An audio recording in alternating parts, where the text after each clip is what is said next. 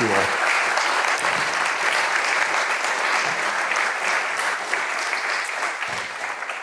Well, thank you very much, everybody, for that very warm welcome. I've enjoyed my visit here immensely. Yesterday was my first time in Prague, and as you heard, I lived in Paris for 3 years, getting my doctorate. I've lived and studied in Rome. I've seen all the great cities of Europe, certainly, and I'll say it without hesitation. I think Prague is the most beautiful city in Europe.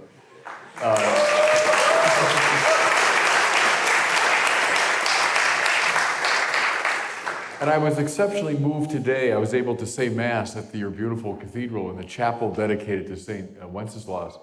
And then afterwards, I had a beautiful banquet luncheon at the Archbishop's residence, and I was honored by the Cardinal's presence there. And it's just meant an enormous amount to me to know how warmly welcomed I've been here. So thank you, everybody, for that.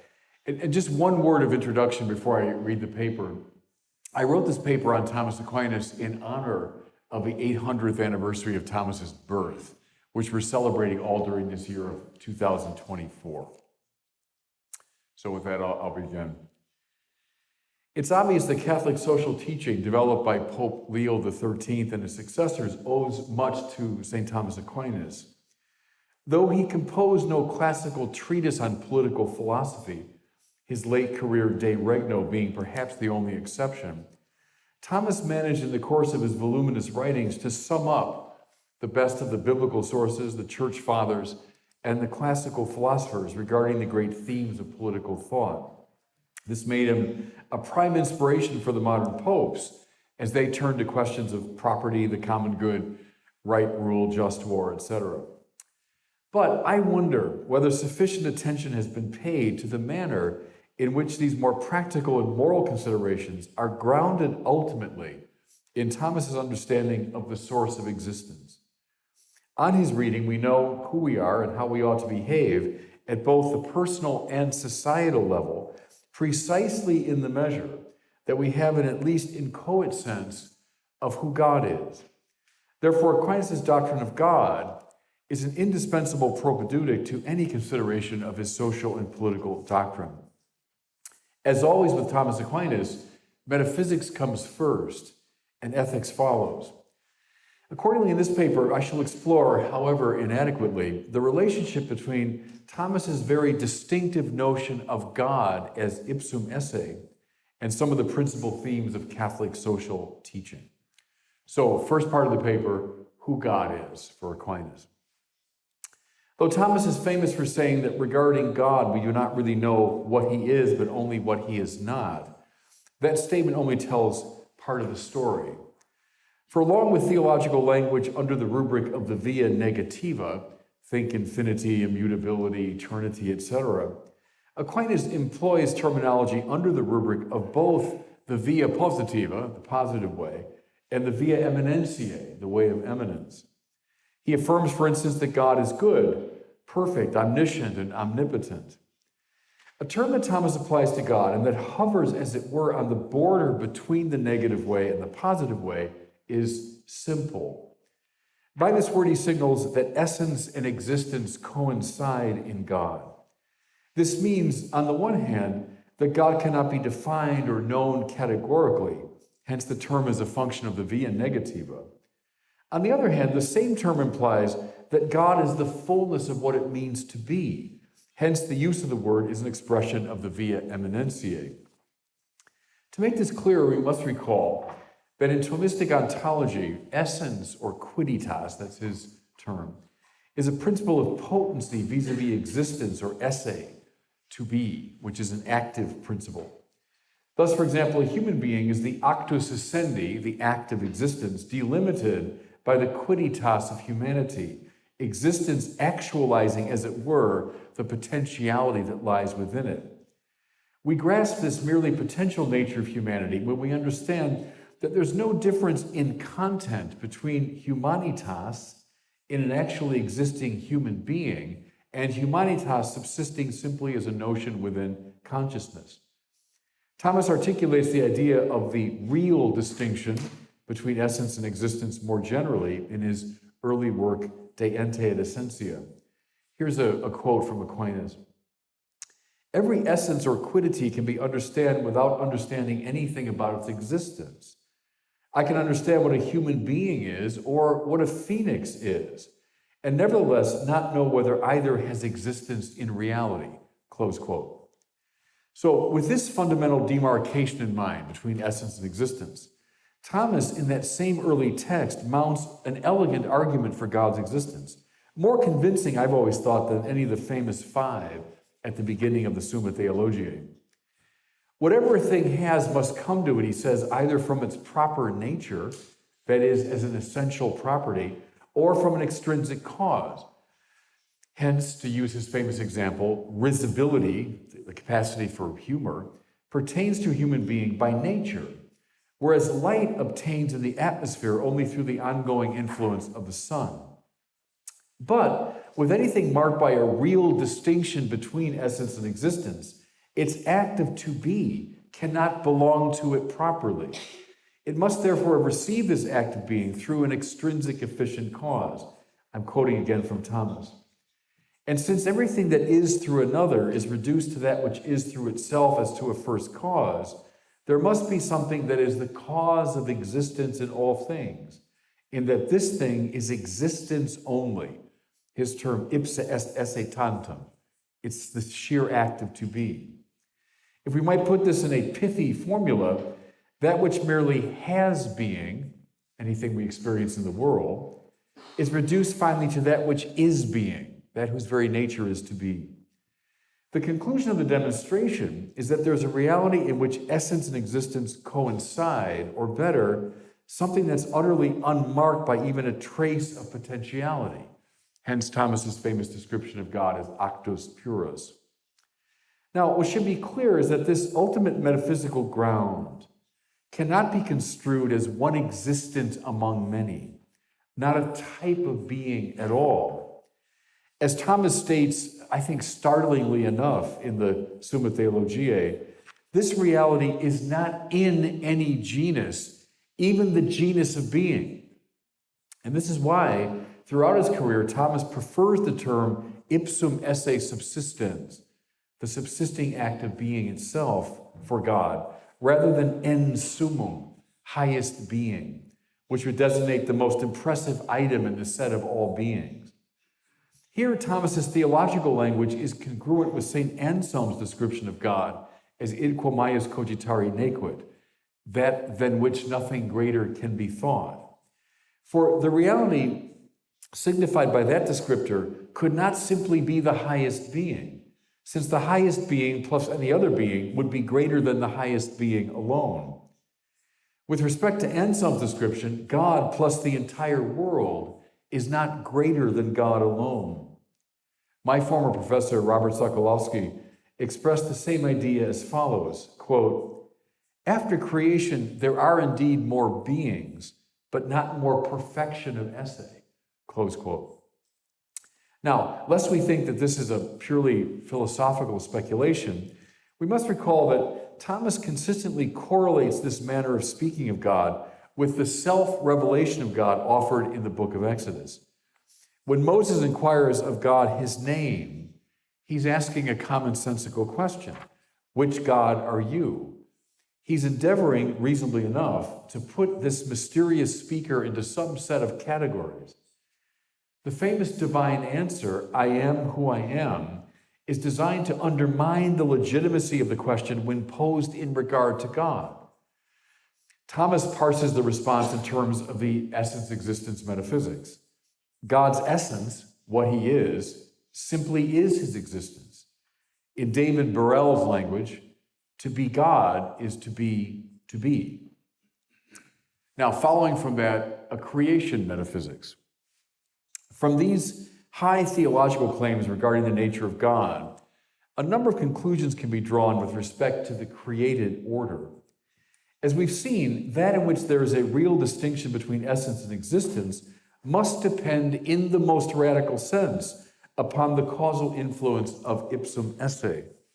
It is not the case that creation is a relation that obtains between a supreme existent, God, and more mitigated forms of existence. God and created things do not relate to each other in the standard Aristotelian sense, whereby a relation mediates between two or more things. Indeed, Thomas goes so far as to say in the De Potentia that a creature is, here's his Latin, quaedam relatio ad creatorem cum novitate essendi, a kind of relationship to the Creator with newness of being, so that the creature is a relationship to God all the way down. This implies, furthermore, that God is in all things, as Thomas puts it in the second Summa, quote, by essence, presence, and power. And then he adds, intime, most intimately so. Not an event sequestered at the beginning of time, creation is indeed continual, creatio continua, Aquinas says. God sustaining the universe moment to moment. As the contemporary Thomist Herbert McCabe, I think, beautifully puts it, quote, not just like a sculptor who makes a statue and then leaves it alone, but rather like a singer who keeps her song in existence at all times. Though, as we will argue anon, God is certainly other than his creation, he is, as Catherine Tanner has it, otherly other, which is to say, non-contrastively or non-competitively other. In accord with his analogical conception of being, Thomas would never hold that God and creatures can be compared or contrasted in the ordinary sense of those terms. Neither, this is very important for politics, I think, neither do they jostle with one another for dominance on the same ontological grid. Instead, God, the true God, can come intimately close to a creature without compromising its integrity. We might see the episode of the burning bush in the book of Exodus, in which God's proximity makes the bush beautiful and radiant without consuming it, as an evocative anticipation of the incarnation, in which two natures, divine and human, come together, as the Council of Chalcedon put it, without mixing, mingling, or confusion, and utterly to the advantage of the human nature so united. Now, this language might easily lead one to conclude that Aquinas is a near pantheist, but this must be resisted. For he insists as clearly on the distinction between God and the world as he does on the proximity of God to the world. There can indeed be no real comparison between that which exists through the power of its own essence and that which derives its being entirely from another. Between creator and creatures, there yawns indeed an infinite existential divide. Though God's otherness is non-contrastive, it remains total. Actus purus could never be confused or commingled with beings marked by potentiality. A very positive implication of this aspect of his teaching is that the created realm has its own relative independence. By the very act of creation, God opens up a space that is proper to the finite order, allowing it its own integrity. Thus, we can speak, for example, of the causal relationships and ontological principles that obtain within the material and political orders without making constant reference to the first cause. This is once again precisely because that cause is not one being among many, competing within the nexus of contingent causes and agents. The highly paradoxical claim that we've been exploring, that God is, as St. Augustine put it, simultaneously intimior intimo meo et superior sumo meo, closer to me than I am to myself and infinitely beyond who I am. This carries unavoidably the implication that God has loved the universe into existence. Now, why? Well, according to Thomas's well-known formula, to love is to will the good of the other. If this is the case, then the cause that is fully actualized and that hence has no existential defect whatsoever can direct his will ad extra only in a completely unself-interested manner. He can only will the good of the other, since what is other to him can be of no possible advantage to him. This means that the very transcendence of God is what permits him to desire and make possible real human flourishing. Uneasy with the neo-Gnostic speculations of Hegel regarding the motivation for creation, the First Vatican Council taught that God gave rise to finitude not out of need, but rather to manifest his glory, which is coincident with the well-being of what he's made. St. Irenaeus put it famously, Gloria Dei homo vivens. The glory of God is a human being fully alive. We could say the glory of God is creation fully realized.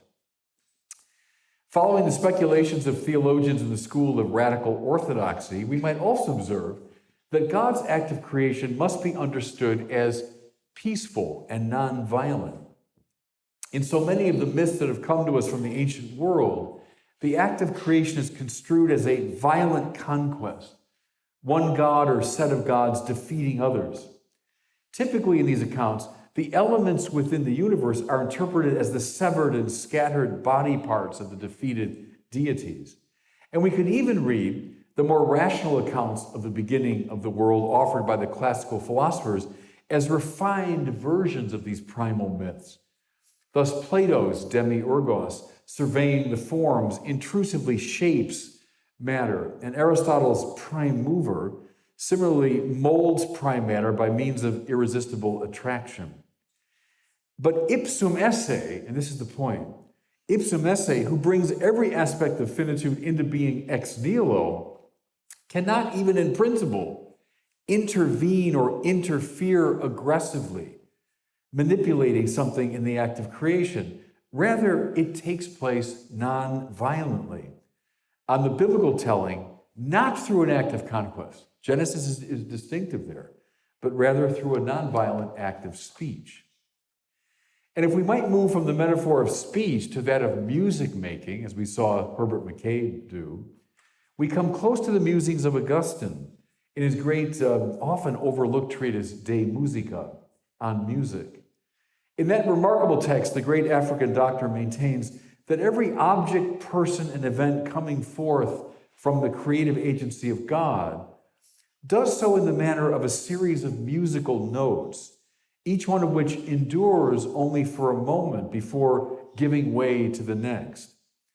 Since every creature comes into being ex nihilo, it contains within itself a tendency toward non-being, and thus inevitably fades away so as to permit the next ontological note to be sounded. Augustine's overall point is that this melodic and symphonic play takes place under the direction ultimately of the Creator God. And if we shift back to a more spatial metaphor, we see that all creatures, from the largest and most complex to the simplest and smallest, are related to each other precisely because they share a common center in God.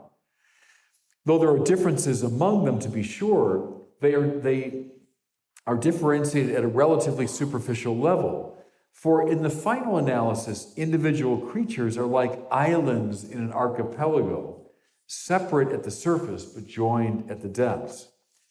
St. Francis's ecstatic evocation of brother sun and sister moon is not just inspired poetry, but rather exact metaphysics.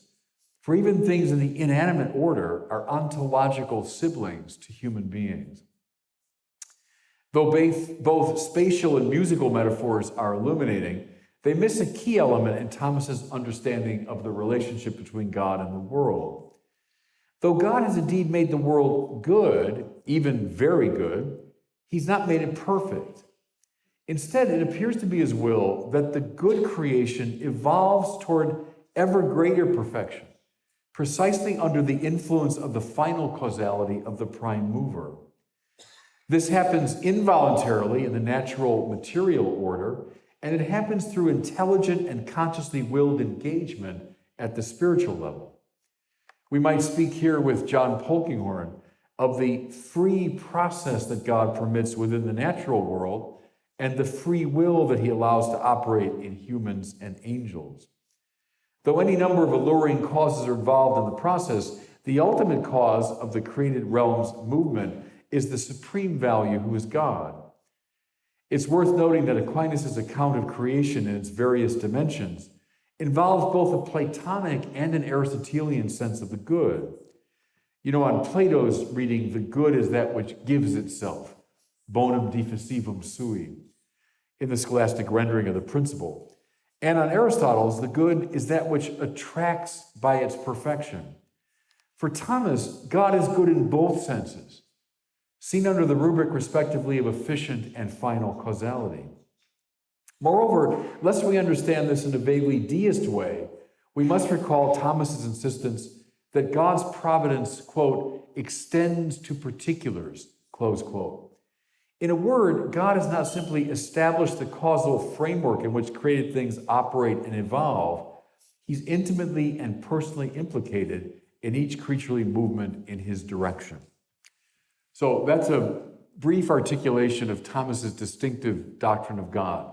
I now want to pull out some implications for his social teaching and the social teaching of the church. So, having surveyed these pivotal theological and metaphysical issues, we're now in a position to make some observations regarding Thomas's conception of the political and social order. I would draw attention first to the framing of political action made possible by Thomistic ontology.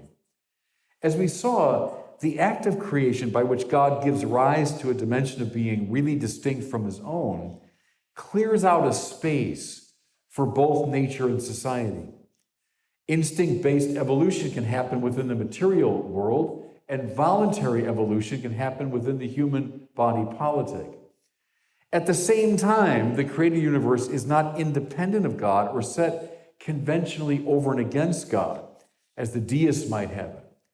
Rather, as we've seen, Ipsum Esse functions non-competitively as both sustaining efficient cause and alluring final cause of all created things. As an illustration of the paradox, it might be instructive to consult the narratives in 1st and 2nd Samuel in the Old Testament. Whereas in early biblical accounts, God involves himself in a straightforwardly interventionist way. Think of God simply appearing as an embodied being in some of the stories. In the later and theologically subtler Samuel accounts, God's activity is never in question, but the manner of his activity is indirect. It might be better to say that God is operating at a qualitatively different dimension of reality, permitting him to be present to our history without crudely manipulating it.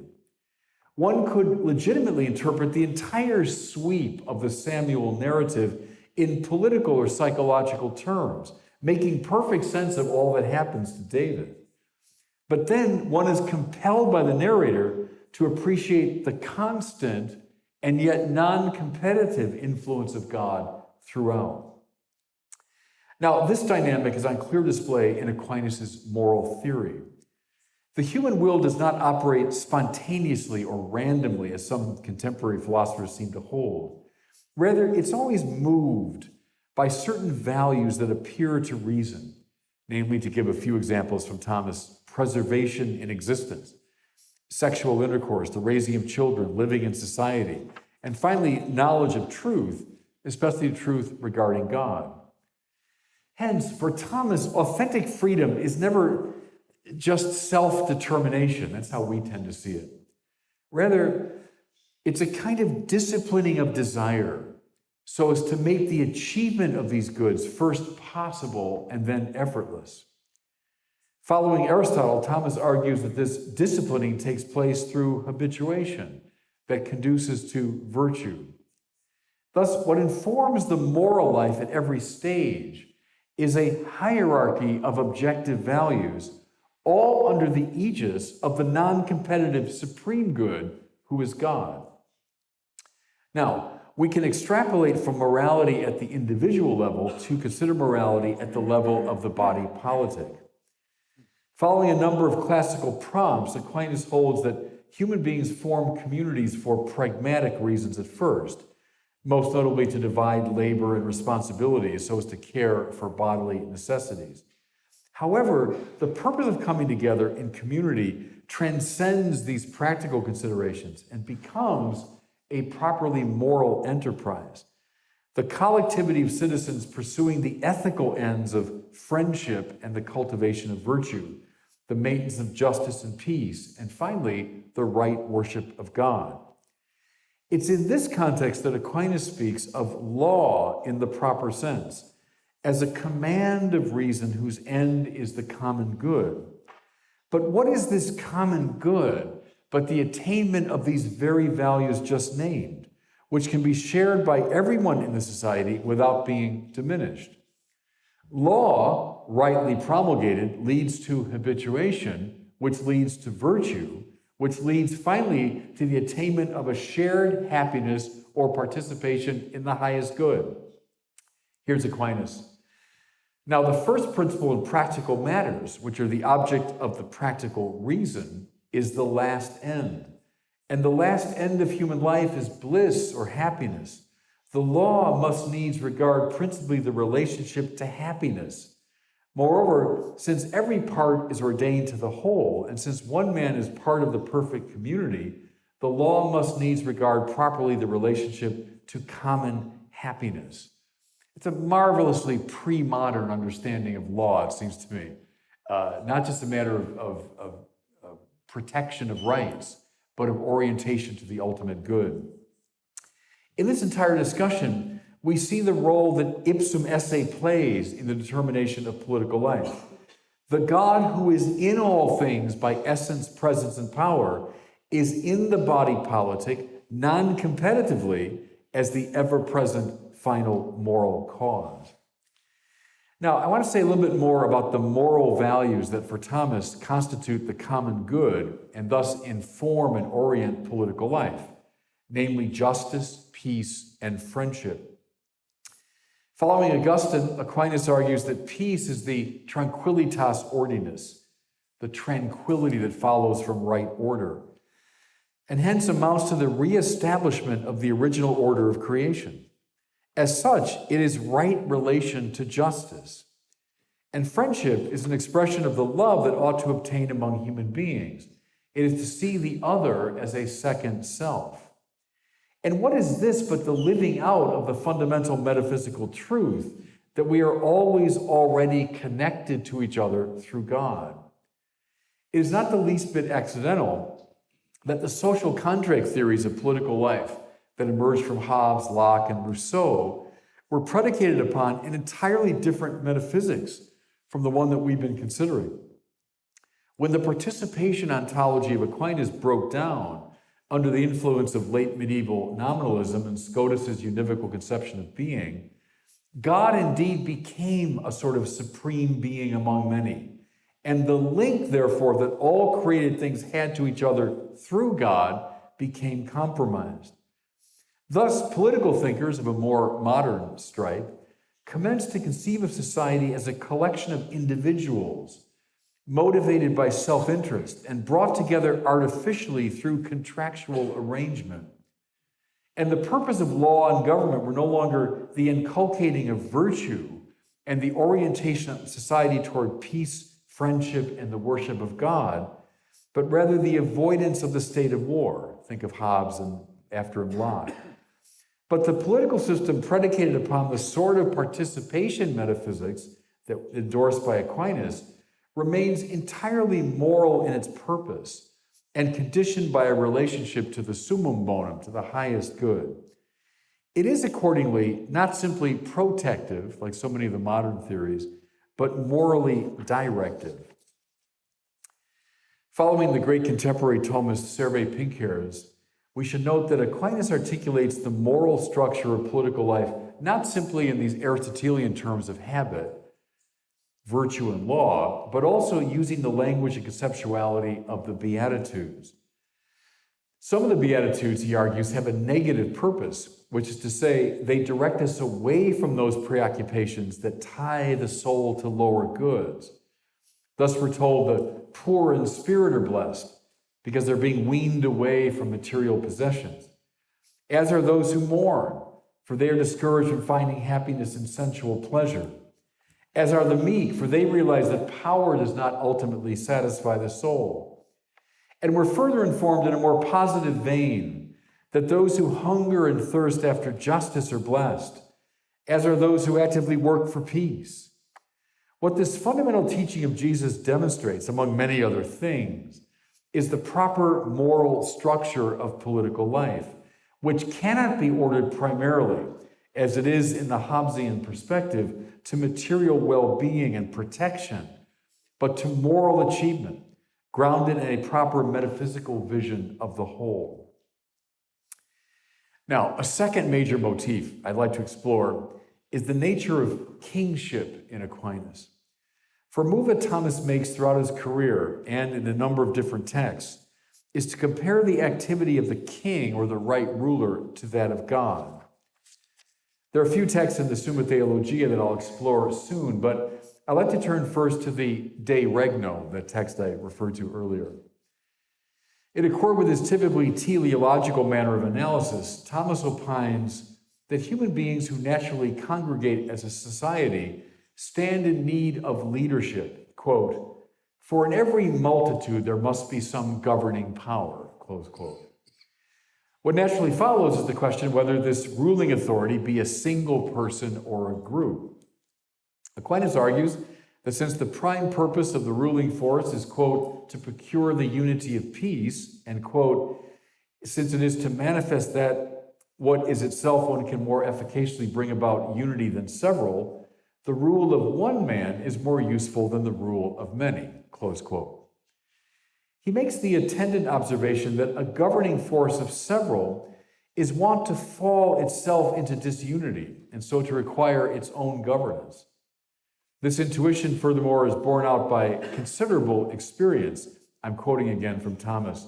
"For provinces or cities which are not ruled by one person are torn with dissensions and tossed about without peace," close quote.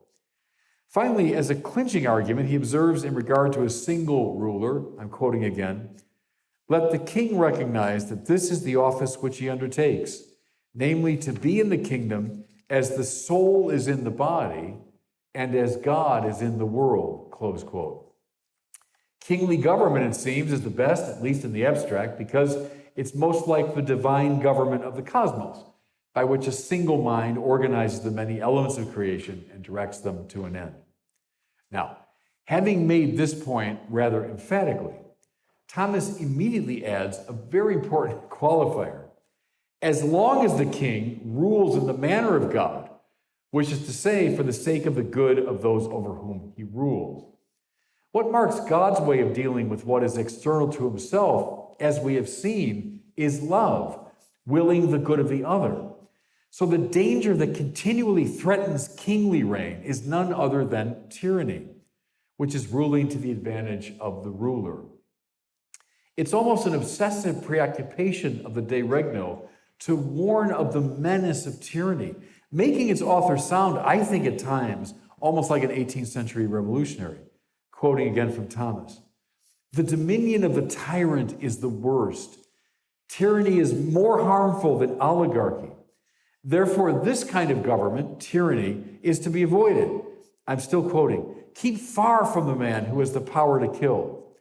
So considering these evil effects of tyranny, King Solomon says, "When the wicked reign, men are ruined. And like a roaring lion or a charging bear is a wicked ruler over a poor people," close quote.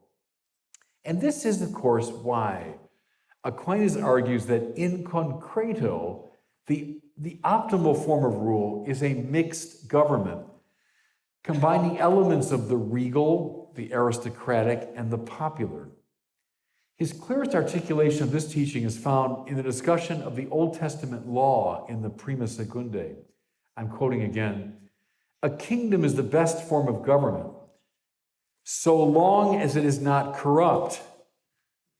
He emphasizes, moreover, that, quote, "Since the power granted to a king is so great, it easily degenerates into tyranny, unless he to whom this power is given is a very virtuous man," close quote.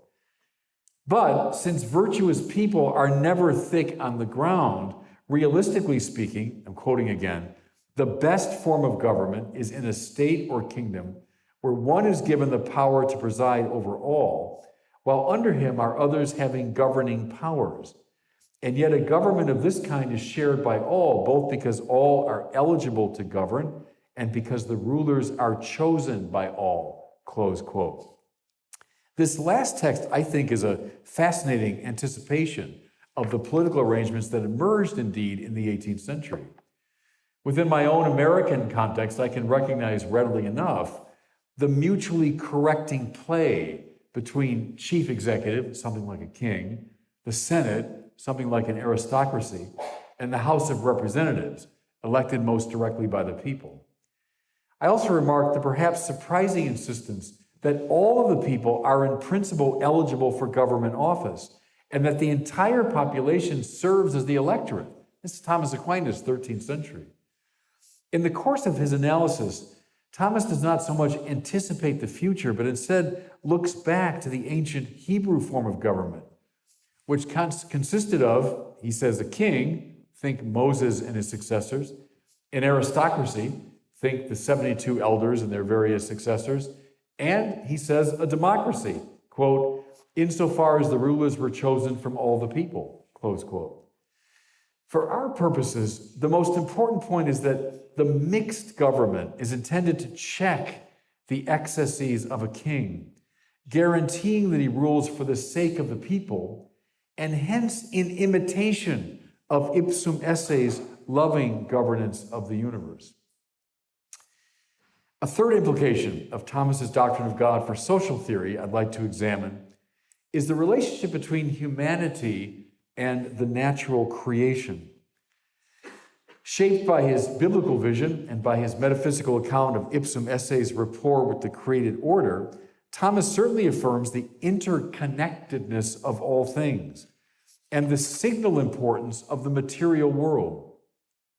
Remember that a major feature of his embrace of Aristotelianism as a young man was a turning toward the physical rather than away from it, which would have been a tendency in the more Platonizing theologians who preceded him. The sheer goodness, variety, and fecundity of nature he takes to be expressive of the infinity and intensity of the divine perfection. In his encyclical Laudato Si, Pope Francis evokes Thomas precisely on this score. I'm quoting now from the Pope. St. Thomas Aquinas wisely noted that multiplicity and variety come from the intention of the first agent, who willed that what was wanting to one in the representation of the divine goodness might be supplied by another, close quote. Aquinas famously comments that we come to know God through two books, the book of the Scriptures and the book of creation, both of which express God's word. Like his biblical and patristic forebears, he appreciates salvation as taking place within a properly cosmic context, the incarnation saving not only human beings, but in one sense the entirety of creation. This view is given particularly rich expression in the opening verses of the book of Genesis.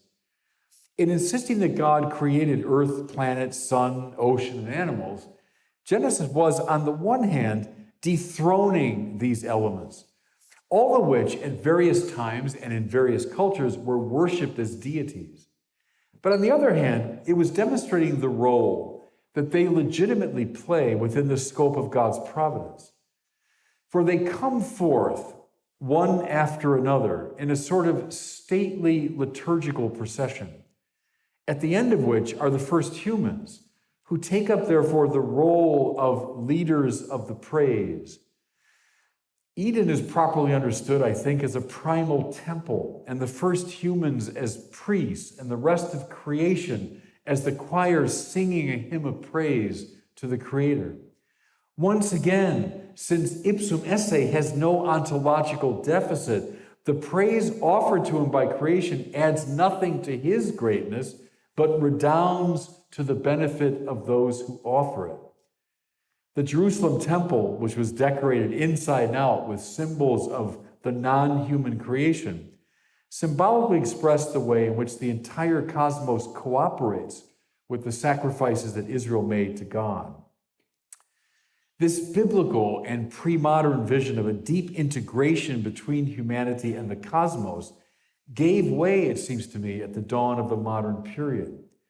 Once again, the breakdown of a metaphysics of participation had a good deal to do with this. But a principal consequence of the shift is that nature came to be seen as an object for human manipulation, something to be mastered. That's Descartes. Or in the still alarming language of Francis Bacon, a victim to be tortured so that it might reveal its secrets. A huge shift between Aquinas' sense of nature and this modern sense.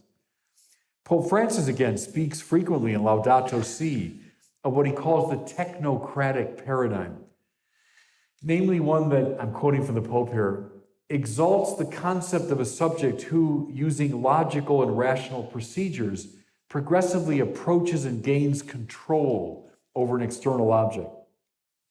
This method might be construed as appropriate within a purely scientific context, though even there Goethe's challenge to the aggressive style of Newtonian science would have to be taken into consideration. But certainly when applied to human beings or to the environment as a whole, its dangers and inadequacies appear quickly enough. Here's again from Laudato Si. It can be said that many problems of today's world stem from the tendency, at times unconscious, to make the method and aims of the sciences and technology an epistemological paradigm which shapes the lives of individuals and the working of society. The effects of imposing this model on reality as a whole are seen in the deterioration of the environment, close quote. The technocratic paradigm, the Pope argues, is a function of the anthropocentrism characteristic of modern philosophy and inimical to a biblical and pre-modern Christian vision. I'm quoting again, anthropocentrism has paradoxically ended up prizing technical thought over reality, since the technological mind sees nature as an insensate order, as a cold body of facts, as a mere given, as an object of utility. It views the cosmos as a mere space into which objects can be thrown with complete indifference, close quote. A facet of the Pope's critique that's too often overlooked is how the technocratic paradigm represents a kind of neo-Gnosticism, which teaches contempt for the body. And when the body becomes simply an object of manipulation for the rational ego, abortion, euthanasia, transgenderism, etc., become acceptable moral options. Once again, for Pope Francis, and I would argue for Aquinas, these ethical observations are made in light of more fundamental theological commitments. Harkening back to the Middle Ages, to Bonaventure, the great Franciscan doctor, the Pope comments that since all things come from God, and since God is a community of persons in relation, all finite reality is marked by connectivity. And again, we saw that in Aquinas. More precisely, I'm quoting again, the divine persons are subsistent relations, and the world created according to the divine model is a web of relationships.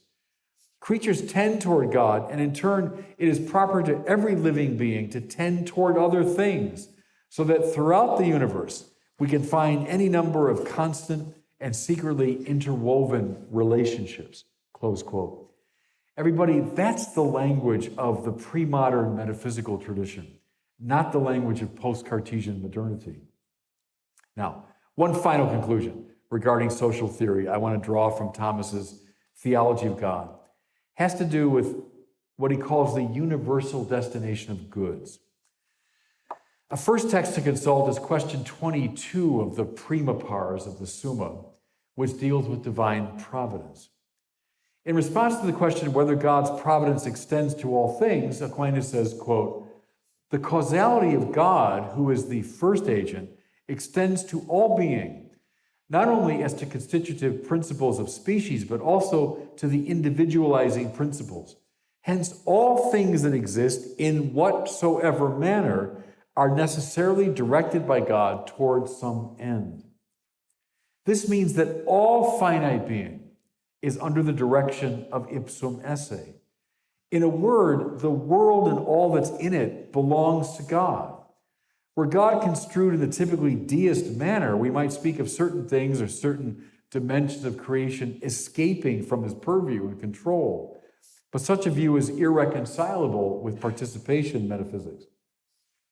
From this consideration, we can turn to the matter of the legitimate use and ownership of the goods of the earth.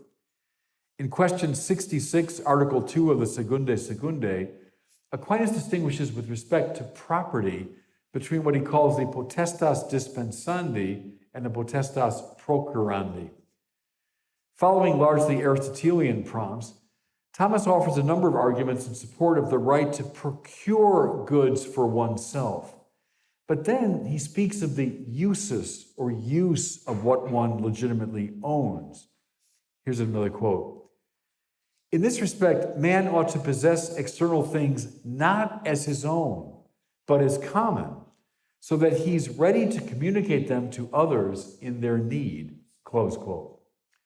Though it's stated in the laconic style typical of Aquinas, this idea is actually, I think, explosive. It's congruent with St. Ambrose's observation to the effect that if a man has 2 shirts in his closet, one belongs to him, the other to the man who has no shirt. And it corresponds to Leo XIII's teaching in Rerum Novarum that, I'm quoting again now from Pope Leo, once the demands of necessity and propriety have been met, the rest of what one owns belongs to the poor. I'm going to say that again. I think it's such a radical statement, but it's grounded in Aquinas. Listen again.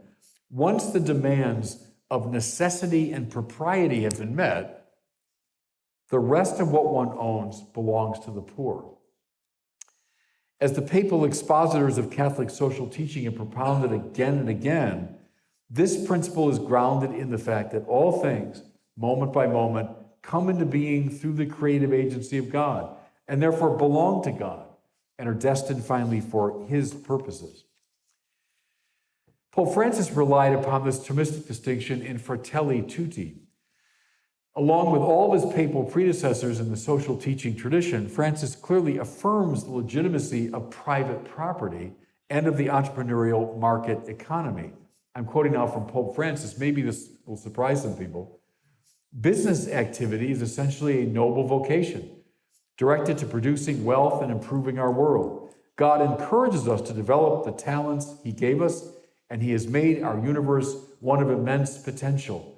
In God's plan, each individual is called to promote his or her development, and this includes finding the best economic and technological means of multiplying goods and increasing wealth. That's someone who's advocating the market economy. But then the Pope makes the corrective in light of Aquinas. I'm quoting now. Business abilities, which are a gift from God, should always be clearly directed to the development of others and to eliminating poverty, especially through the creation of diversified work opportunities. The right to private property remains a right, is always accompanied by the primary and prior principle of the subordination of all private property to the universal destination of the earth's goods, thus the right of all to their use, close quote. What's novel in Fratelli Tutti is the Pope's insistence that this distinction between ownership and use ought to apply not simply to individual moral agents, but to nations as well. I'm quoting again. Nowadays, a firm belief in the common destination of the earth's goods requires that this principle also be applied to nations, their territories, and their resources. Seen from the standpoint not only of the legitimacy of private property and the rights of citizens, but also of the first principle of the common destination of goods, we can say that each country also belongs to the foreigner, inasmuch as a territory's goods must not be denied to a needy person coming from elsewhere, close quote. As Pope Francis, but the theological principle is Aquinas's on the universal destination of goods.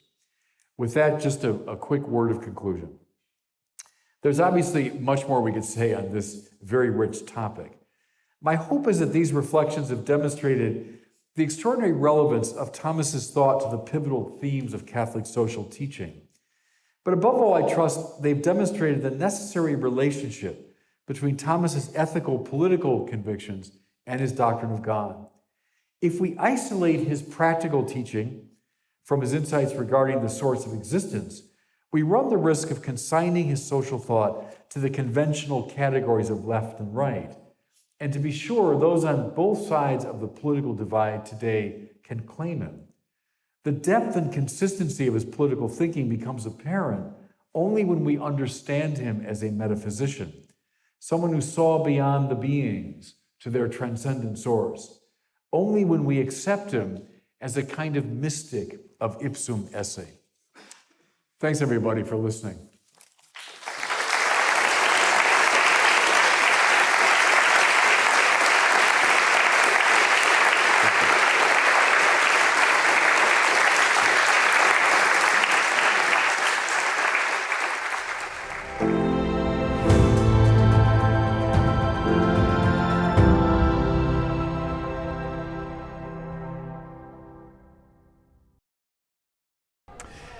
Hey everybody, it's Bishop Barrett. I'm standing outside my now very familiar Paul VI audience hall, and it's in some ways it's like graduation day because it's the last day of the small groups. We had the last day of the interventions, a few days ago. So I just consigned my relatio, which again is synod speak for the summary of our discussion of part 3, which I will deliver in that hall tomorrow in front of the Pope and the whole synod. I had to deliver it along with the modi, which are the amendments our group came up with. And what struck me today, we met this morning, and then I had to rush back to my room at the North American and then work on this relatio. It's about 1,300 or 1,400 words, so it's not super long, but still to craft something, and you got to be pretty careful in the way you're nuancing it. So anyway, then I rushed back here for the rest of our meeting. What struck me as I said goodbye to a lot of the people today, it's a bit like when you go away, for an intense a weekend of like study, or you're going to be with a group of fellow athletes, and you're going to, I'm saying like a intense experience where with total strangers, you kind of bond with them rather intensely. And I had that experience, I must say, with the people in this group all over the world. People from the Philippines, from Iraq, from South Africa, from Nigeria, from England, from the United States, from everywhere. And you do it a strange way, kind of bond with them in this intense experience. And then I'm sort of their spokesman. They're voting to say, you go and give this talk that sums up what we believe. Anyway, it's been an interesting experience. And some very fine people in the group, so I enjoyed that very much. Tomorrow is my talk in the Synod, and that's my last major activity. The rest of it will be now looking at the text that they're going to produce. I just got a little quick look at it from one of the moderators, and what he showed me, and it was on purpose, was the biblical additions, because we had insisted upon bringing the biblical perspective in. So he was saying kind of proudly to me, like, oh look, we've done some of the things that you asked. So we'll see now in the course of the week what it looks like, and then we vote on it by the end of the week, and then we sing a Te Deum, and then we go home. So that's the Synod. Keep praying for us. God bless you.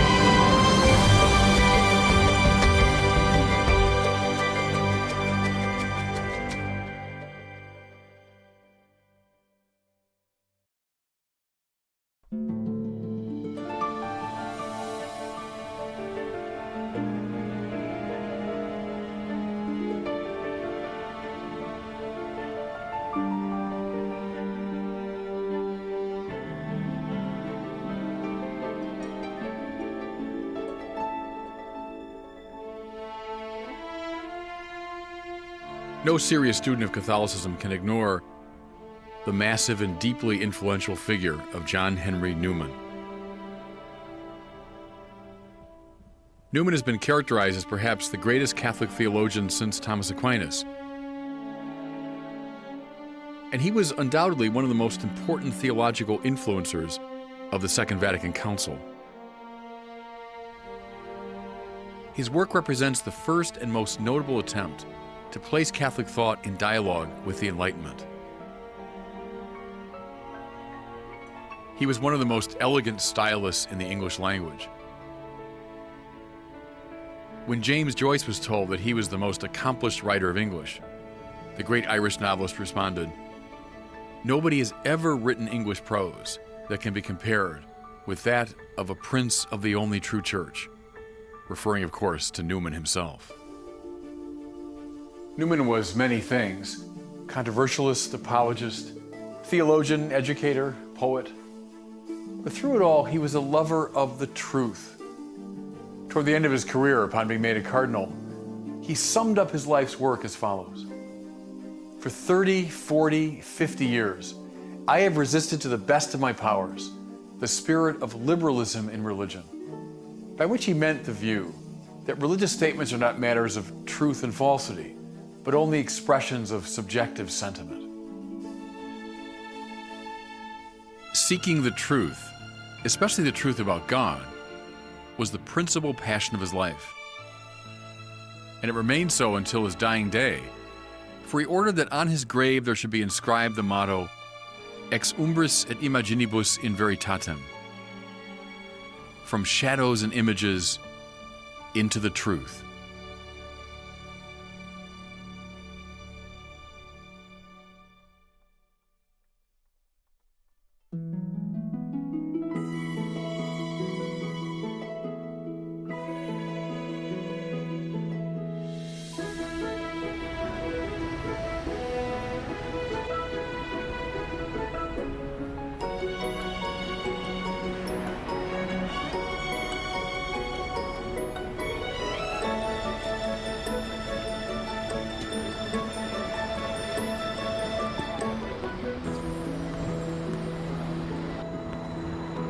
John Henry Newman was born on February the 21st, 1801, in the heart of London.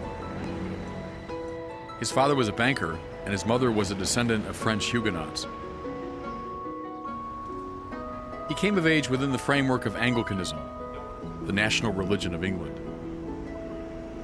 At the age of 15, Newman underwent a kind of conversion experience that marked him for life. Under the influence of a charismatic preacher, he came to accept the basics of the Christian creed and to love Christian dogma. He also became convinced that he was saved, justified, destined for eternal life. In that same crucial year of 1816, Newman read a tract of church history. He was especially beguiled by the text from St. Augustine and the other church fathers. The interest in the early church remained steady and deep throughout Newman's life.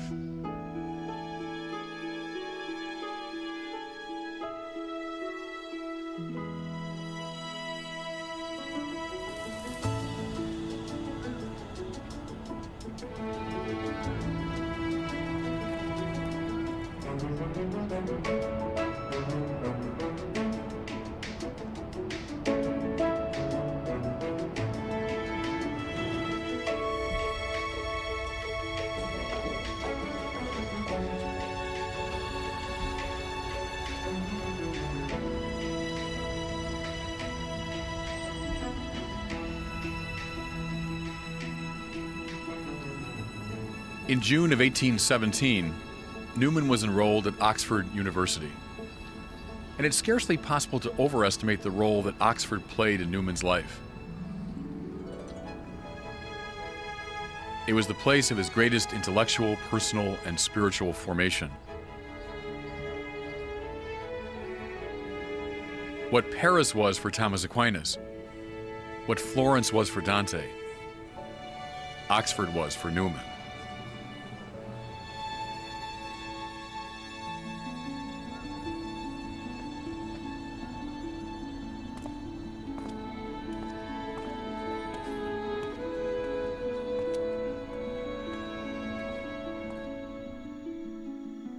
Newman became a fellow of Oriel College and fell under the influence of John Keble, the author of a book called The Christian Year, which presented a version of Anglicanism that was firmly grounded in the ancient Catholic tradition.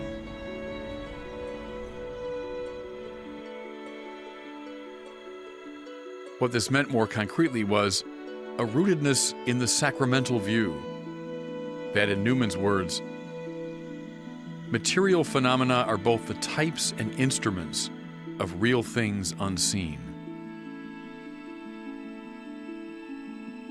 In December of 1832, Newman undertook a journey through southern Europe with an Oxford friend of his. When the two men came to Rome, they were deeply impressed by the many expressions of ancient Christianity that they found, but they were little impressed by contemporary Roman Catholicism, which they found superstitious and out of step with the patristic consensus. Newman resolved increasingly to make his life's work the finding of a middle way between Protestantism and Catholicism.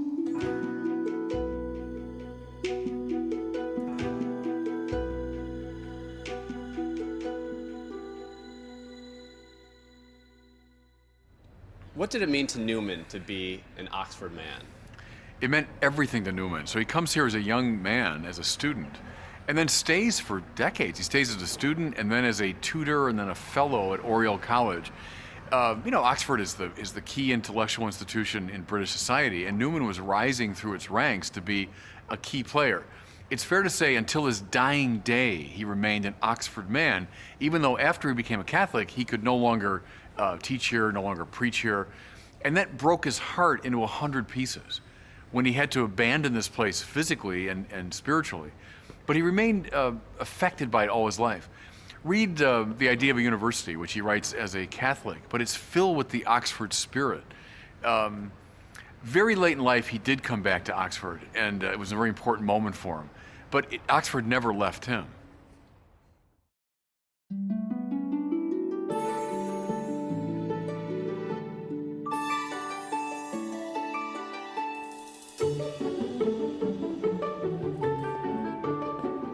Upon his return to England in early 1833, Newman banded together with a number of like-minded ecclesiastics and scholars and formed the so-called Oxford movement.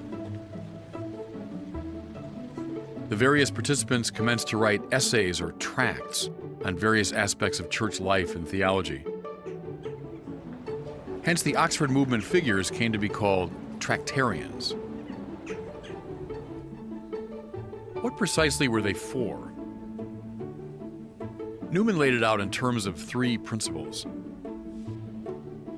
First, the principle of dogma, which pitted the Tractarians against all forms of liberalism.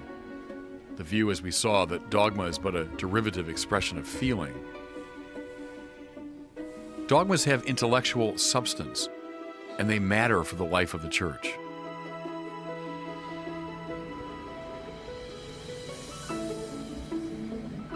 Secondly, the Tractarians believed in a visible church with sacraments and rites which are channels of invisible grace.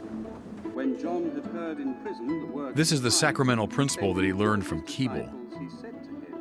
Whereas the mainstream of Protestantism had internalized much of the spiritual life,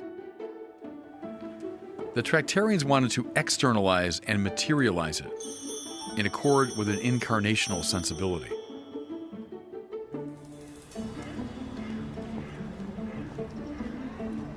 The third principle, which Newman eventually repudiated, was the anti-Roman principle. Though they wanted to Catholicize Anglicanism, the Tractarians felt that Roman Catholicism had wandered from the Church of the Apostles and the Fathers. Newman went so far as to refer to the Pope as Antichrist. Another principal complaint had to do with what they took to be an excessive devotion to Mary and the saints. In sum, he felt that Rome had substituted the authority of the Church for the authority of the Church Fathers. In 1841, Newman composed what would prove to be his final tract, the infamous tract number 90.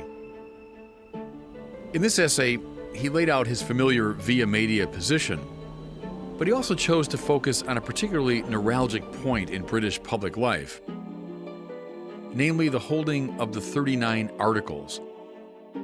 These were the basic statements of Anglican belief that had to be sworn to by anyone holding public office or a professorship at a major university.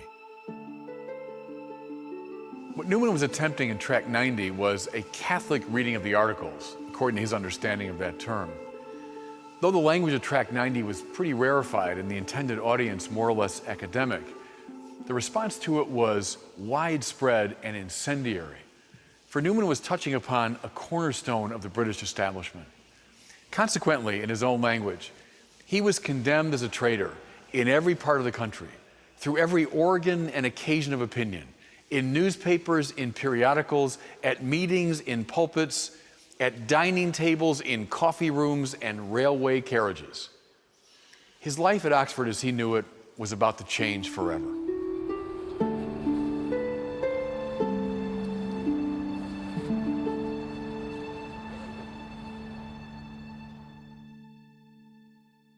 So what's the significance of this church, St. Mary's, and specifically the pulpit behind you? Well, it's one of the great pulpits really in the Christian world, because John Henry Newman regularly preached from that pulpit when he was the chaplain, the curate here. It was during his Anglican years.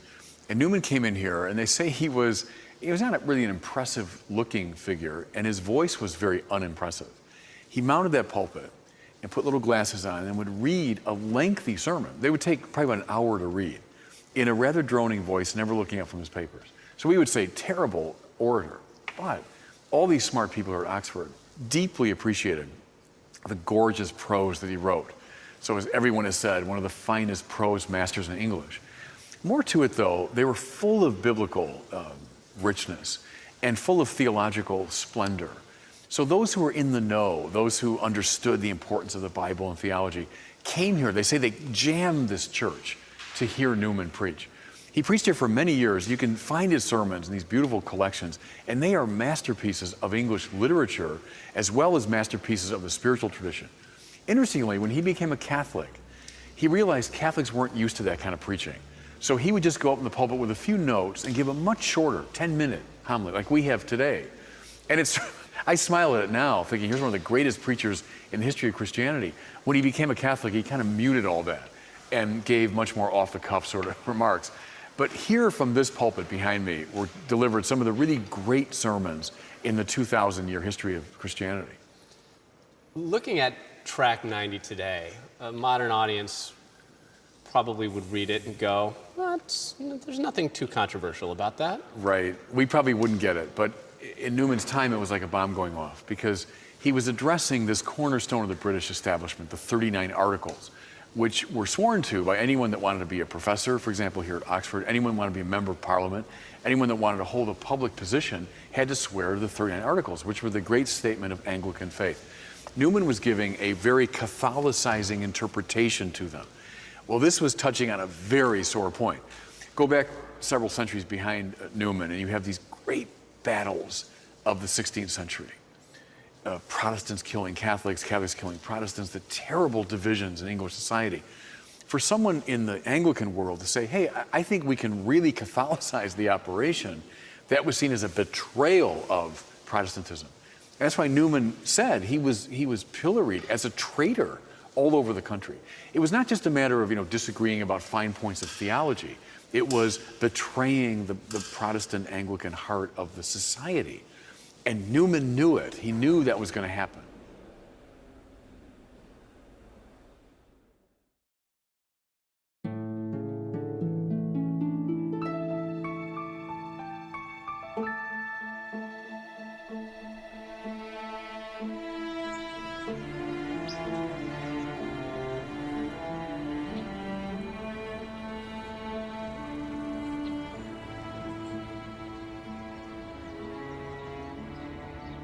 In the wake of the Tract 90 controversy, Newman was compelled to resign his leadership of the Oxford movement, and he entered into a period of intense study and prayer. He took up residence in the village of Littlemore, just outside of Oxford, living in a converted horse stable in great simplicity and under a quasi-monastic discipline. There he returned to the close reading of his beloved church fathers. What he found took his breath away. As we have seen, Newman prided himself on staking out a via media, a middle way between Protestantism and Roman Catholicism. But when he examined the fierce arguments that raged in the 4th and 5th centuries concerning the identity of Christ, he found 3 positions, 2 extreme and 1 mediating. One extreme was heretical, and so was the middle position. But the other extreme was orthodox, and that turned out to be the position of the Catholic Church up and down the centuries. He saw a devastating analogy between the ancient scenario and the present-day situation. Protestants seem to be on the extreme left, Catholics on the extreme right, and Anglicans taking up the middle position. Around the same time, he came across an article that cited an adage by the great St. Augustine, Securus judicat orbis terrarum, which roughly translates, "It is the whole world that judges securely." This hit him like a thunderbolt. The adage implies that the entire church, across space and time, best judges the truth of Christian doctrine. But the Anglican Church was, by definition, the church of a particular country and culture. Moreover, antiquity, Newman's lodestar, was only one moment in the church's history, not the whole of it.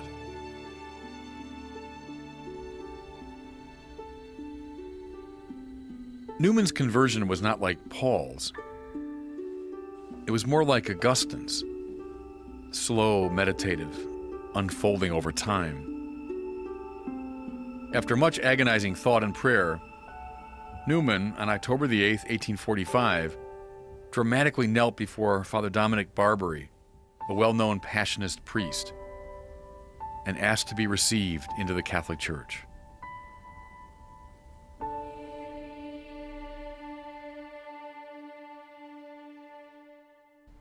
Did Newman enjoy being a controversial figure? I would say absolutely not. He was a typically retiring kind of academic. I think his favorite day would probably be quietly reading and writing. When he was a controversial figure as an Anglican, when he began making moves in a more Catholic direction, he was vilified all over the country, and it broke his heart. So no, I would say he very much enjoyed retiring to private places to read and write, did not like particularly being a public figure. What are your thoughts about where we are right now? Yeah, it's very moving to me to be in this place. We're at Littlemore, which is a converted stables, and you can see that as you approach it. Newman came here with a group of friends and disciples while he was still an Anglican, and it was a place of retirement and prayer and study. And then he became a Catholic. He was received into the Catholic Church in this place. So just over there across the room, he was received by Father Dominic Barbary, who was a famous preacher and kind of evangelist, Catholic evangelist. And Newman came to him and threw himself at his feet by the fireplace and said, "Hear my confession, receive me into the bosom of the Catholic Church before it's too late," like before he goes back. So Newman, one of the most famous converts of the history of the church, to be in the place where he moved in that direction and where he was finally received in the Catholic Church. And then to be here near his writing desk, to me, was very moving. One of the best writers in English, one of the great theologians of the last 500 years, and to be at the place where he actually composed these beautiful texts and thought them through.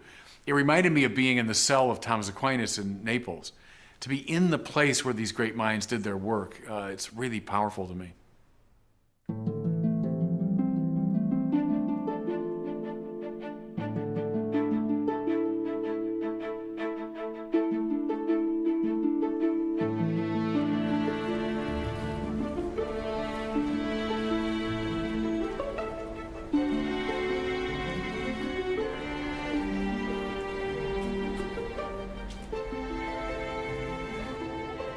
After some hesitation, Newman decided to become ordained as a Catholic priest, and consequently made his way to Rome and seminary studies at the Propaganda College.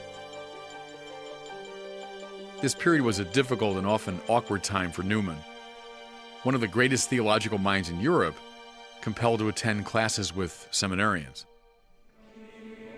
It's fair to say that Newman was not overly impressed with the quality of the theological education he received in Rome. We must keep in mind that this was a fairly decadent period in the history of Catholic theology. scholasticism having ossified into something cramped, self-referential, and defensive.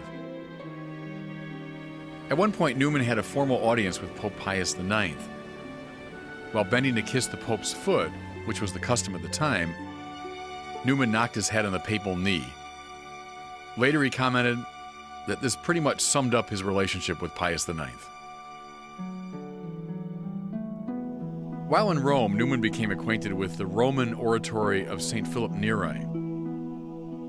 This was a community of secular priests living under a rule, but not under vows. Newman was charmed by the urban setting of the oratories and by the intellectual discipline of the community, but especially by the shining example of St. Philip Neri himself. After a good deal of thought and prayer, he resolved to join their company and to establish an oratory in England upon his return.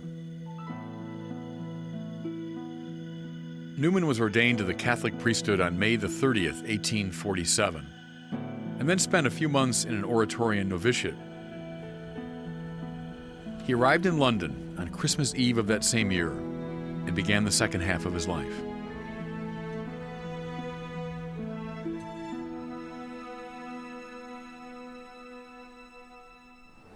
What did it mean for an Anglican to become a Catholic in 1845? It was like an earthquake, like a disaster. I mean, so we think today someone goes from being an Anglican to being a Catholic, we'd say, oh, good, I'm glad you're following your conscience and good for you. But gosh, in Newman's time, it meant your whole life collapsed. Think of Newman here now, mid-19th century. He's mid-career. He's a nationally known figure. He's a professor at Oxford University, one of the leading lights in the Anglican Church. He's a key member of the British establishment. To become a Catholic meant you abandoned all of that. You couldn't teach at Oxford, you couldn't preach at Oxford, you could not be part of the Anglican establishment. You were exiling yourself from this whole life. So Newman knew that, which is why it was so wrenching and heartbreaking for himself, his family, his friends. That's why it took an enormous amount of courage. You don't think of Newman as a exemplar of courage, but you should. It took enormous courage to make that plunge, because intellectually he was convinced Catholicism is the right religion. And before God, he felt he had to do it, even though it cost him enormously. Then, of course, think about this. He becomes a Catholic. Did the Catholics receive him with open arms? Well, some did, but many were deeply suspicious of him. They said, well, he's a former Protestant minister. He was an Oxford professor. How can we trust him? So the Protestant establishment was down on him, and the Catholic establishment was suspicious of him, which is why he felt really at midlife that he was a failure. He was rejected by everybody.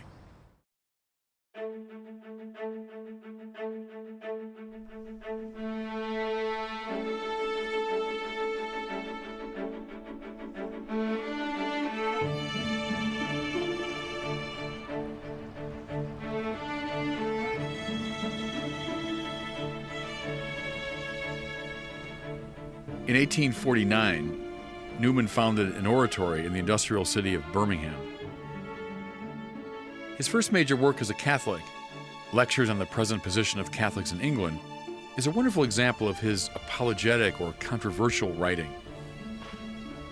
Newman was a wicked satirist and polemicist, and nowhere are these gifts on fuller display than in these lectures.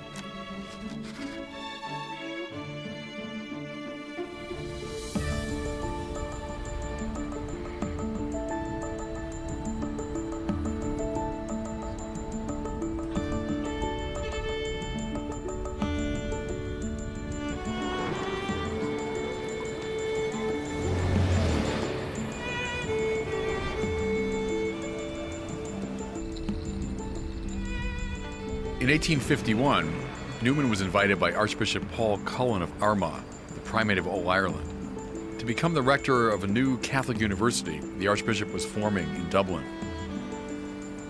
In connection with his new position, Newman delivered in Dublin a series of lectures on the nature of university education. These were immediately and immensely popular, and were later collected as a book, The Idea of a University, one of Newman's most important. Unfortunately, Newman's administration of the Catholic University of Ireland was a somewhat rocky affair. From the beginning, he faced opposition from many of the Irish bishops who were Suspicious of him personally, but also some of his novel ideas about university education. Deeply frustrated, he resigned the rectorship in 1859. It's fair to say that Newman's honeymoon as a Catholic was short-lived.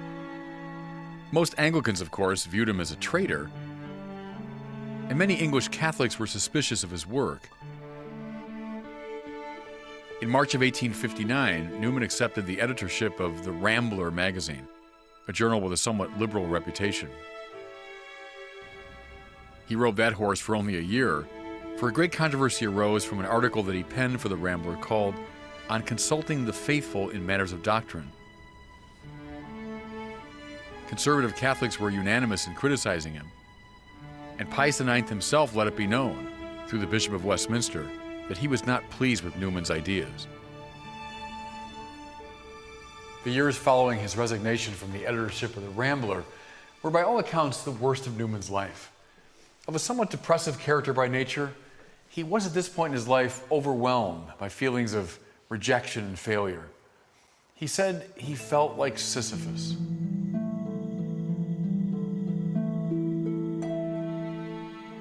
This period of depression and rejection ended in 1864 with the publication of Newman's spiritual autobiography called Apologia pro vita sua. Prompted by sharp criticism from an Anglican controversialist named Charles Kingsley, Newman composed a beautifully written and compelling account of his conversion to Catholicism. People all over England lined up to read the chapters as they appeared in serial form. The Apologia made Newman once more a major figure in England, and he remained for the rest of his life in great demand as a speaker and writer. In 1879, Pope Leo XIII, who had succeeded Pius IX, named John Henry Newman a cardinal of the Catholic Church. This approbation was a triumph for Newman, whom Pope Leo characterized as il mio cardinale, my cardinal.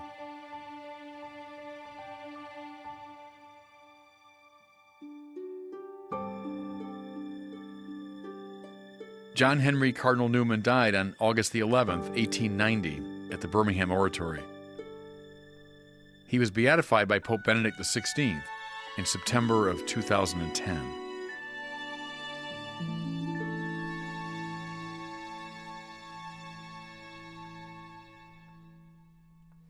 Do you think Newman would be surprised to see us here 150 years later?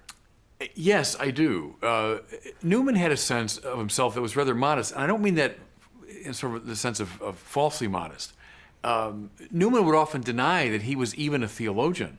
I would say he's arguably the greatest Catholic theologian since Thomas Aquinas. He himself did not see his work that way. So I think, yes, he would be surprised. But, very soon after his death, a lot of serious people took him very seriously. He is, I think you could argue, the single greatest influence at Vatican II. So the Vatican II documents are almost unthinkable apart from John Henry Newman. Many of the major players in mid-20th century Catholicism, from Bouillet to Balthasar to Ratzinger, many others, claim Newman as an influence. So Vatican II is unthinkable without him, which means the contemporary church. But to answer your question, I'd say yes, he'd be surprised to see us here, but he shouldn't be. He shouldn't have been surprised.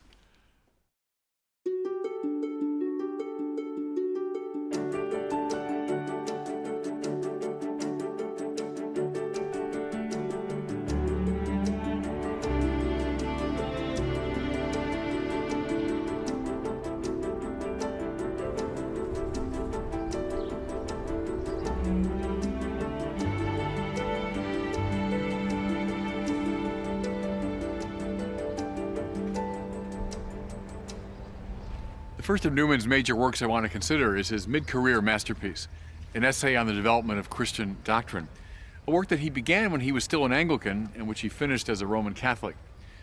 The central argument is an anti-Protestant one. Luther and his disciples had said that many elements within Catholicism represented deviations from or unwarranted additions to the biblical revelation. Therefore, they felt a pruning was needed.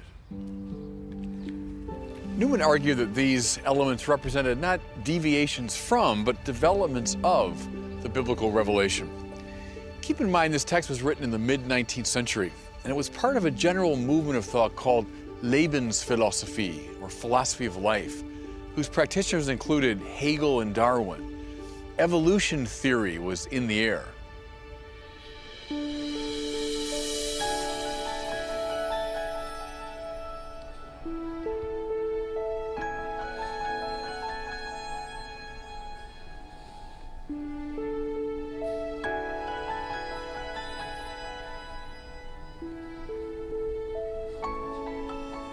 Newman says that doctrines are like living organisms that evolve over time, only gradually revealing the fullness of their meaning. This is because an idea, in Newman's language, is commensurate with the sum total of its possible aspects. We can't really know an idea until all of its faces, dimensions, and profiles have disclosed themselves, and that disclosure takes time. To quote Newman again, there's no one aspect deep enough to exhaust the contents of a real idea. This process requires time. It also requires the energy of a community of discourse. Ideas are mulled over, debated, analyzed, considered, turned upside down, tossed back and forth, all in a lively, argumentative enterprise. And this process is not obscuring, it's clarifying. Newman illustrates this point with a striking analogy. I'm quoting him. It is sometimes said that the stream is clearest near the spring. Whatever use may fairly be made of this image, it does not apply to the history of a philosophy or a sect, which on the contrary is more equable and pure and stronger when its bed has become deep and broad and full. And only in light of this analogy can we properly grasp the meaning of one of Newman's most famous adages. In a higher world, it is otherwise. But here below, to live is to change, and to be perfect is to have changed often. This is no celebration of change for its own sake, or a call to permanent revolution. It is an affirmation that the development of doctrine that is on display in Catholicism is a sign of life and not of decadence.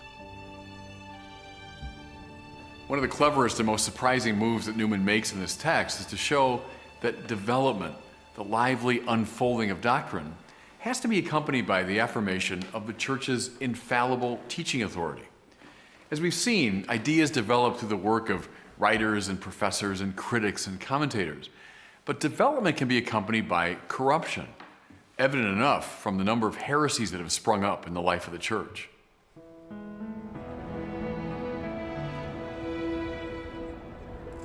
Therefore, in order to discipline, limit, and sanction the body of theologians, there needs to be an authority who stands above the fray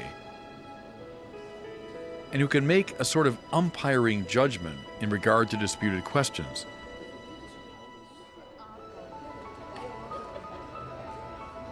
Newman's argument can be laid out in neat logical form. If revelation is part of the divine dispensation, and if the contents of revelation necessarily develop over time and space, God must have desired that His church be gifted with a living voice of authority.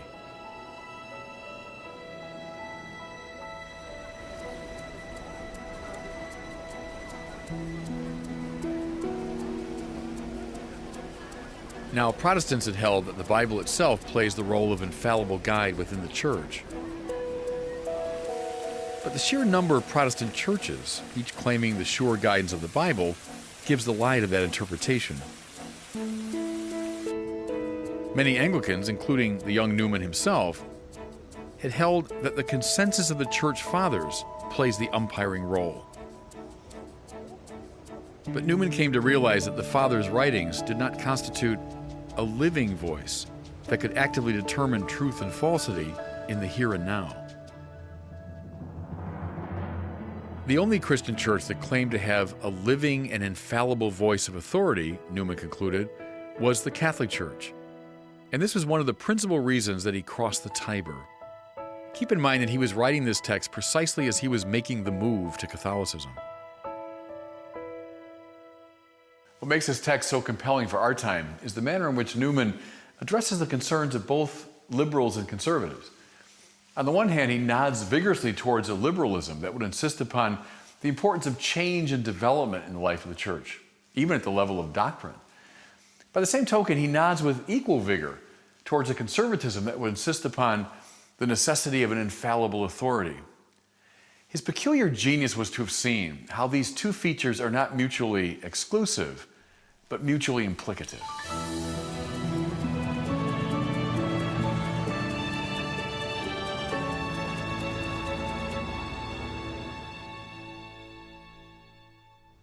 Could you elaborate more on the idea that doctrines develop? Well, if a doctrine is a living thing, it can be compared to a tree, for example. If you could, what's the tree? What's the tree all about? I can go back to the beginning of the tree and say, well, it began as this little seed or acorn or something. But trees are a lot more interesting as they unfold and develop.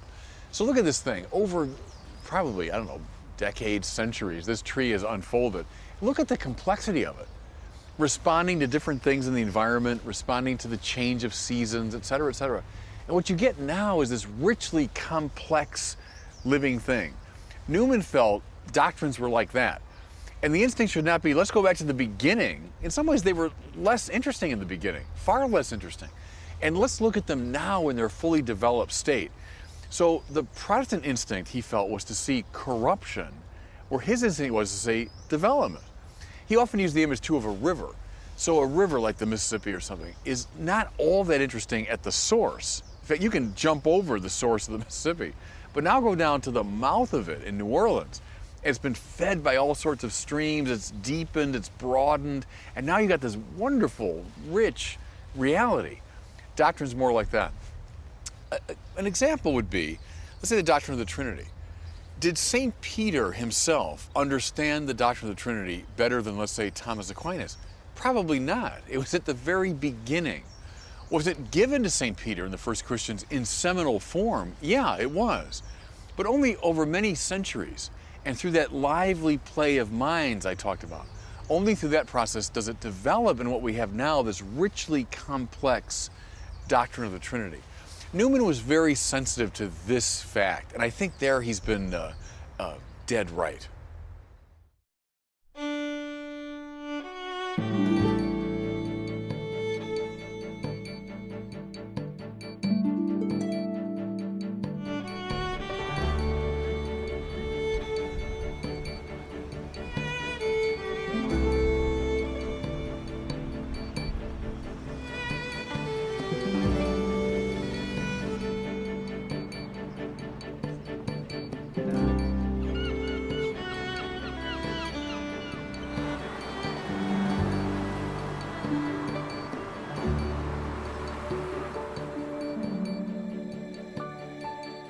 We recall that the idea of a university is a compilation of 9 lectures that Newman gave in Dublin in 1852 on the subject of university education. They constitute one of Newman's best-loved works, and they are marked through and through by the master's incomparable prose style. The central theme, addressed explicitly or implicitly throughout, is that theology properly finds its place in the circle of subjects in the university curriculum, that the study of the faith is a properly intellectual discipline. Another major concern of Newman's is to encourage Catholics to step out of their intellectual ghetto and to engage the university world with greater confidence. Many in Newman's time held that religion, precisely as a private affair and a matter of feeling, had no place at a university. But Newman countered that such a subjectivization of religion is repugnant to the mainstream of the Christian tradition, which holds that religion speaks of an altogether objective reality, who is the beginning and end of all things, who impinges on the whole of history, who as creator has to do with absolutely everything that exists. Therefore, a university, which by definition includes all disciplines, certainly ought to contain the discipline that speaks of God. Given, in fact, the nature of its subject matter, religion ought to be not only in the circle of disciplines, but at the center of it. In point of fact, the expulsion of religion from the circle of university courses will lead inevitably toward the supplanting of religion by some other discipline. This will happen because of that deep human instinct for the philosophic, by which Newman means a passion for the whole, for a totalizing vision. But this results in the skewing of all the other disciplines. If, for example, one of the physical sciences takes the central place, if we read all things through the scientific lens, we will distort or miss altogether huge swaths of reality. Or if economics takes the central place, as it does in all forms of Marxism, then everything else, the sciences, art, philosophy, will be seen as but epiphenomena of an economic substructure. The permanent expulsion of religion from the university will result, Newman felt, in a constant succession of false pretenders to centrality, and hence to a permanent destabilizing of the university. In the fifth of his discourses, Newman defends the ancient Aristotelian idea that abstract knowledge is good in itself, even if it does not have a practical consequence. In the mid-19th century, the view, now widespread indeed, that education should have above all a practical purpose was taking hold. Newman stood athwart this conception. He held that the highest kind of knowledge is useless. That is to say, pursued completely for its own sake, as a good in itself. Philosophy, literature, the arts, etc., are liberal in the measure that they are free from utility, and this makes them specially sublime. He cites Aristotle in this context, writing, "Of possessions, those rather are useful which bear fruit, those liberal which tend to enjoyment." Newman wanted his audience to appreciate the beauty of a cultivated mind for its own sake, and not to reduce it to some other value, be it political or practical, moral, or even religious. The purpose of a university education, he thought, is to produce a gentleman, and that means someone with a philosophical frame of mind. Now, Newman knew perfectly well that the saint is something other than a gentleman. Whereas the gentleman tends to be balanced, equable, tolerant, or in Newman's language, like an easy chair or a good fire, which do their part in dispelling cold and fatigue. The saint is typically edgy, extreme, impolitic. The church's job is to make saints. The university's job is to make gentlemen.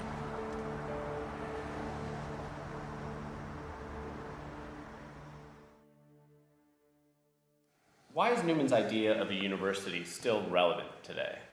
I think it's relevant for a lot of reasons, but I isolate one in particular, which is the insistence upon the importance of a liberal education. We tend to be, especially in America, very oriented toward the pragmatic. So we're good at the mechanical, we're good at the industrial, we're good at the practical. We have wonderful machines that enable us to live life in an easier way. But then the question is, what do you do when your machine has gotten you where you want to be? What do you do when the practical things have done their job and now you're ready to savor? See, I think of our culture, we're like, go, go, go, get someplace fast. Fine, now you're there. What are you going to do? So some people will get someplace fast, they're with their friends, and they don't know how to have a cultivated conversation. They don't know how to rest. It's interesting, that word rest, we think of like, put your arms back and rest in a hammock. That's not what the word means in Latin. It has the sense of savoring. That's why when you say, for example, may he rest in peace, we don't mean may he lie in a hammock forever. We mean May he now savor the beauty and goodness of God, resting in peace. We've forgotten how to rest in things. We're go, go, go to get there. But a liberal education teaches you now what to do when you get there, which is to rest in the good, the true, and the beautiful, and really cultivate them. That's why I think the book is so important to our time.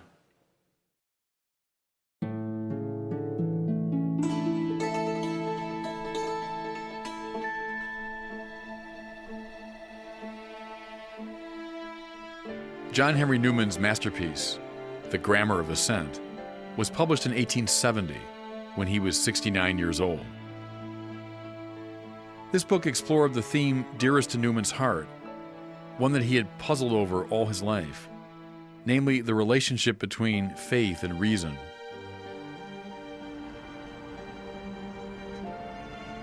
More precisely, Newman wanted to know how we come to assent to religious propositions.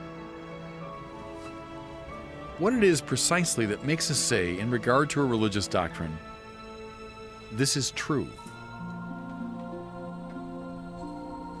What he came to see clearly, and the entire book really lays out this intuition,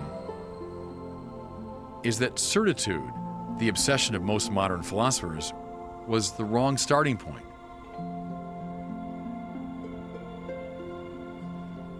The right point of departure is assent, the psychological and intellectual act of accepting a proposition.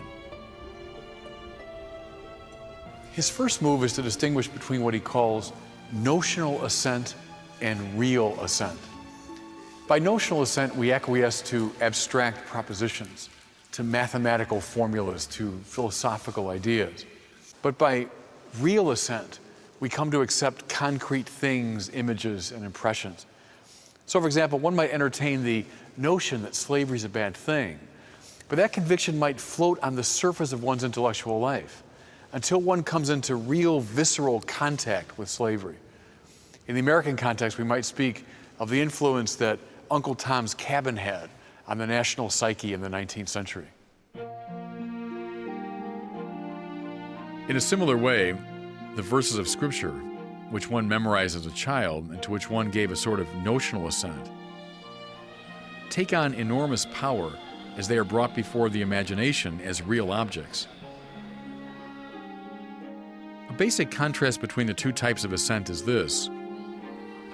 Real assent affects action and behavior in a way that notional assent never can. Here are Newman's own words. Persons influence us. Voices melt us. Looks subdue us. Deeds inflame us. Now take a few steps. Now, in regard to religion, notional assent is given to the whole range of dogmas and doctrines. And Newman certainly held to the importance of this. But can real assent be given to God, who's essentially spiritual, immaterial, ethereal? The ground of real assent in matters of religion, and we come here to a central Newman theme, is conscience. Newman characterizes conscience in a vivid way. Here are his own words. It is a certain keen sensibility, pleasant or painful, attendant upon certain of our acts, which in consequence we call right or wrong. It's fascinating, he thinks, that we refer to conscience as a voice, a term we wouldn't use in connection with, say, our aesthetic sensibility. Somehow through conscience we know that we please or offend a person by our acts, indeed a person powerful enough to see and judge all that we've done.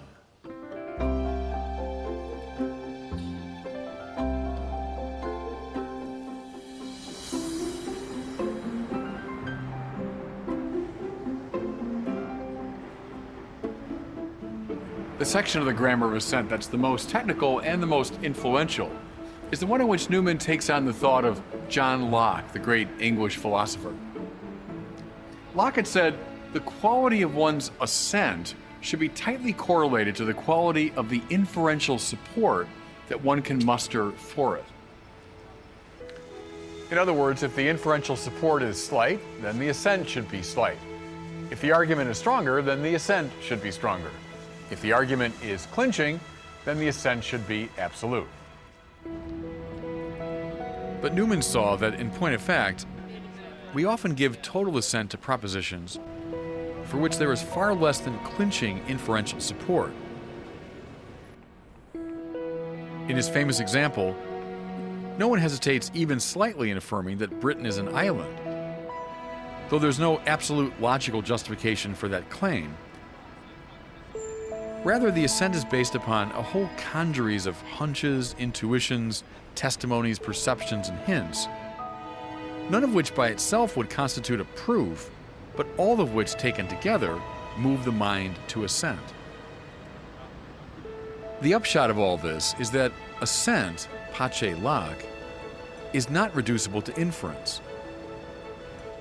That we live on a global planet covered with tracts of land and sea, that we had parents, that we cannot live without food, that one day we will die, none of that is known with apodictic certitude, but all of it is assented to without hesitation.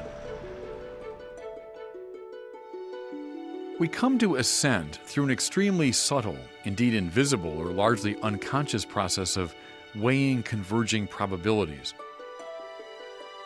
Newman invented a term for this feel, this intuition. He called it the illative sense. Angels don't require an illative sense, but human beings do. Why does all this matter? Well, if you want to draw people to accept the truths of the Christian religion, if you want, in a word, to evangelize, you have to use both formal and informal logic. You have to construct syllogisms, yes, but you also have to bear witness. You have to make arguments, yes, but you also have to stir up people's emotions.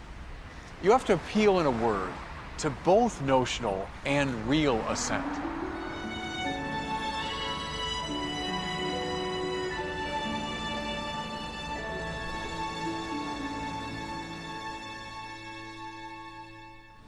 So could you give me some examples of using both notional and real? I'll give you an example. A movie came out a few years ago called Juno. It's about a young girl who becomes pregnant, and she's wrestling with the decision whether to abort the child. And she's come to the conclusion, yes, she will. And she goes to the abortion clinic, and there are a few protesters outside, and they're shouting slogans and so on. As she goes past them, one of the protesters says, "Your baby has fingernails." Then she goes inside the clinic and she sits down to wait. And while she's there, she sees all these people drumming their fingernails on the chairs and so on. And then she gets up and she leaves. And she does not have the abortion, she has the child. And that scene always struck me as very Newman-esque. That young girl, I'm sure, had heard a lot of the arguments about abortion. She'd heard pro-life arguments. But what convinced her not to have the abortion was not an argument. It was this very real appeal. This visceral connection that, yes, the baby I'm carrying has fingernails. That's what moved her finally to say, no, I'm going to have this child. My guess following Newman is it was some combination of both notional and real that led her to that decision. What kind of advice would you give Catholics today who want to evangelize? Well, I would say follow John Henry Newman. In other words, often we just argue past each other. So one side launches an abstract argument, the other side launches another one back, and they go beyond each other. I think a good evangelist uses everything in his or her arsenal. Abstract arguments, of course, and we should use those. Newman loved the notional level, but use hunch, instinct, experience, memory, appeal not just to ideas, but appeal to visceral emotion. Use all of it, because you never know what's going to move somebody. Think of those famous cases of people that were converted to the faith by looking up at a rose window in a cathedral. It wasn't an argument, it was the splendor, the beauty of that particular rose window. Or often it's the moral example of someone, a saint's life that leads someone to say yes. So I think Newman is a very important figure there, so we don't just get stuck in our heads.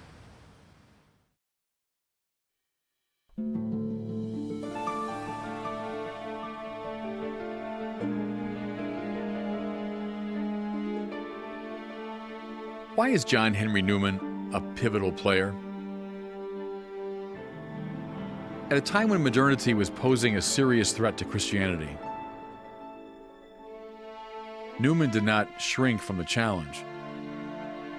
Rather, he went out to meet the modern objections with confidence, intelligence, and panache. His intellectual base was in the fathers of the church, but he understood Locke and Hume just as well. His thought represents a thrilling dialogue between the ancient faith and modernity. At a time when subjectivism and sentimentalism, what he termed liberalism, was threatening classical Christianity from within, Newman responded with a bracing insistence on the objective integrity of the church's dogmas. At a time when many felt that a self-respecting intellectual of the modern age could not believe in the biblical view of the world, Newman, both by the acuity of his mind and the witness of his life, proved this false.